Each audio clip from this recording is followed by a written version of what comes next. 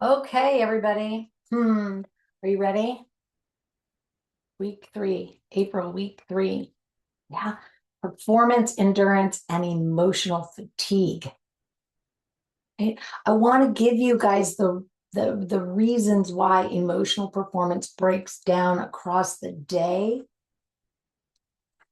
And again, give you some tips on how to prevent it. Yeah. So this week, inside group, right? Our focus, right? We talked about we practice performing under pressure, not once, but repeatedly. So here's what I know surprises a lot of people. Maybe not you, because, well, you were here, right? But this surprises a lot of people. And that is the fact that emotional performance doesn't fail usually because of one single hard moment, right? It's not usually just one thing, right? It's usually an accumulation of things, right? Primarily fatigue for our conversation right now, anyway. So that's not a motivation problem at all. Right?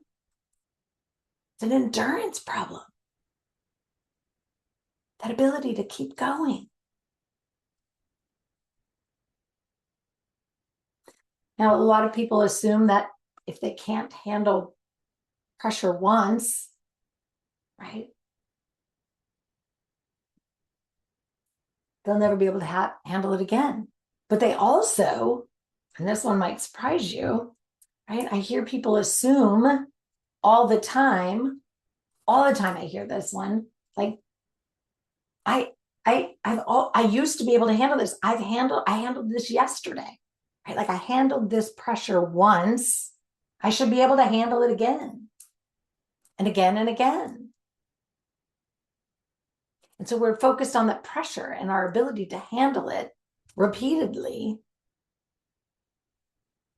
But the issue is emotional performance isn't unlimited.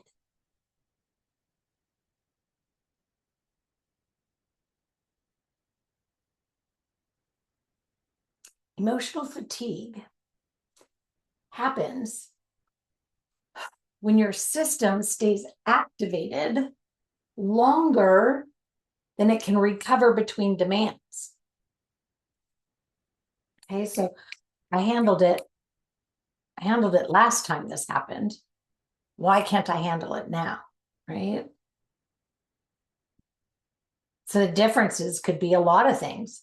The difference could be what else happened today, right? Like, so something happening again isn't identical to the last time, right? So, well, let me simplify this, okay? So that emotional fatigue, right, is it's going to happen the longer that you're activated and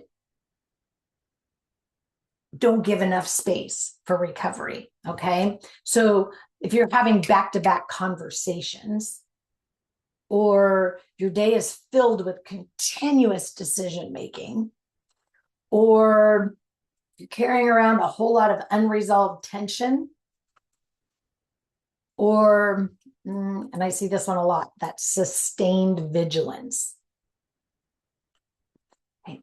When this fatigue accumulates, your emotional performance doesn't just simply disappear, it disintegrates, it degrades, right? Like it starts to crumble. And that degradation shows up as shorter patience, faster irritation, reduced access to choosing how you want to experience things, heavier effort just to get that same response that you got before. It's heavier. It's, oh, that effort. God, when I was 35 or, last week or whatever, it's It's not a personality shift. Okay. That's load exceeding your capacity. Because what do? We just keep piling it on, right? We just keep piling it on. Well, one day we're like, oh, look, I handled all of that with dignity and grace. So sure, give me one more. Sure, give me one more. Oh, sure, bring it on, right? Like the load is exceeding your capacity. Your emotional performance is going to fail when your recovery windows disappear. It's fact. Emotional performance is 1000% energy dependent. Not emotionally, physiologically. So if your system doesn't have available fuel, the command becomes very expensive. Okay, your brain and your nervous system require consistent energy, right? It requires consistent energy to stay present, to regulate your responses, to recover efficiently. So when energy dips, urgency rises. That's when people feel like they're losing it. Right? I'm losing it later in the day. So protein timing matters here. And it's not about weight, it's for availability, right? Consistent protein intake helps stabilize your energy, the delivery of it, right, to the brain, which supports what? The emotional endurance. Look, I can't say this any other way than, well, it's just not it's not optimization. Okay. This isn't about optimizing you. It's about prevention. Right? Think about it. You get up, feeling all good, right? You handle the morning well. By the afternoon, that same conversation feels harder. Right? You get to the late afternoon, and just the thought of a conversation feels harder. Perhaps you're wanting to avoid it. And you get to the evening and it's like, oh God, no conversation feels like a good thing, right? Same skill, different energy availability. It's just a conversation. That endurance requires fuel, not force.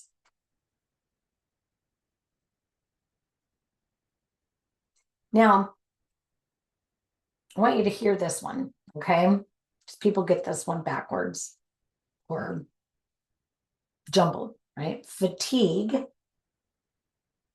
doesn't just reduce energy, okay? It narrows response options. Right? So when our load is high, our systems are going to choose speed over nuance.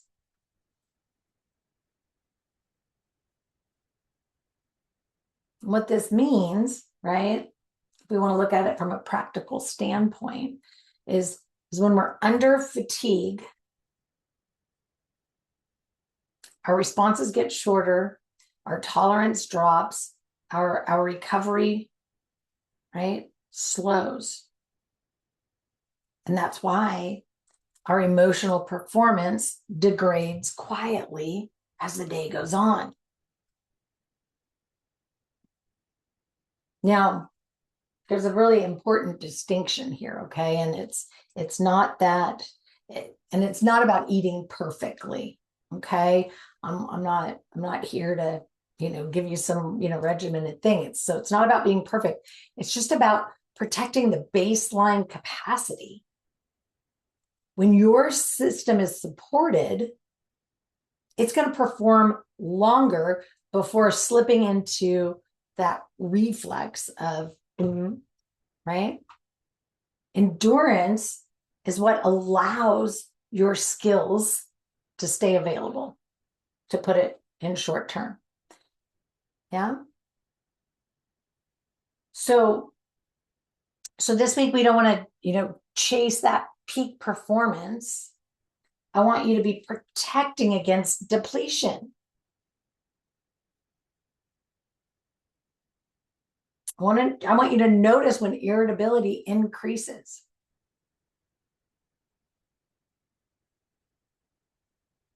I want you to notice the time of day when your performance drops.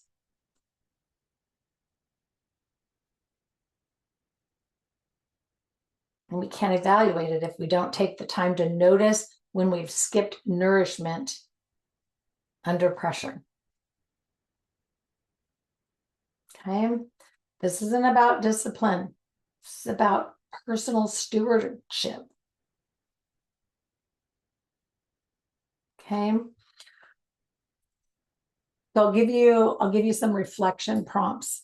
Okay? I want you to and write these down, and I want you to be asking yourself, when does my performance degrade the most? When does my performance degrade the most? Some of you it might be noon. Others of you it might be 3:00 in the afternoon. Right? So when does my performance degrade the most? And then what demand precedes that? Okay, you got to be able to be present enough to look back at what led up to that. So what happened in my day, what happened in my life, or what does my daily structure look like before noon, before 3 p.m., before whatever that time is? Like, what demand precedes that? And then, of course, you have to ask yourself, like, what support would preserve my capacity longer? I'm going to extend past noon, 3:00 in the afternoon, whatever that is. What support would preserve that capacity? In other words, what was missing? Yeah. So high pressure performance isn't about being relentless, right? It's about being sustainable. Endurance is not a toughness. It's support applied consistently. Think about it, right? The marathon runner, right? They have endurance, not toughness. They drink water along there, right? Like they've trained and conditioned themselves, right? And they apply with support where they need it, and they do so consistently. So protect your capacity, right? And your performance will follow.